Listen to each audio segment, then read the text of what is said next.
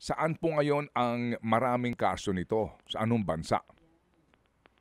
Yes, Manong Ted. So ang report ngayon na itong sa China na may increase, ito po talaga nangyayari every winter. Parang trangkaso po siya, yung kanyang nakokos na disease and yung kanyang pag-increase and decrease, seasonal po ito. Kung titingnan natin po sa Pilipinas, may datos rin tayo na parang ganun din. Napaparallel niya yung pag-increase ng flu tapos bumababa. Isa po ito sa pinakapangkaraniwang cause ng ubo at sipon sa mga bata. In fact, by the time 5 years old ang isang bata, most likely nagkaroon na siya ng at least isang beses ng human metapneumovirus.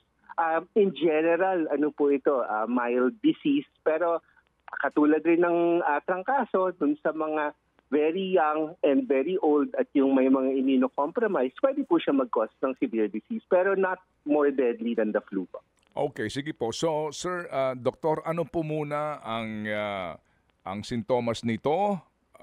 Kung may kaibahan man sa pangkaraniwang trangkaso at ano po ang gamot, doktor? Yes po, Manong Ted. Actually, very, very difficult to diagnose itong human metapneumovirus based on symptoms only. Parang ubot-sipon lang po talaga siya.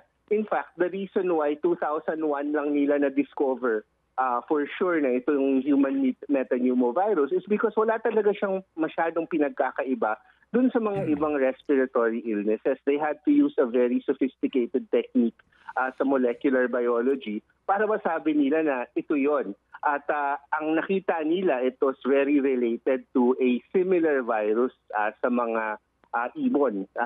Pero yun nga, mukhang nag-circulate na siya ng matagal sa humans, pero discovered lang siya later on kasi number one, wala naman distinct symptoms sa kanya. And number two is, yun nga, very sophisticated yung kinakailangan na diagnostic. Sa ngayon po, meron pong pag-aaral para gumawa po ng bakuna at para po maghanap ng effective treatment. Pero sa ngayon, wala pa pong approved na vaccine or approved na drug.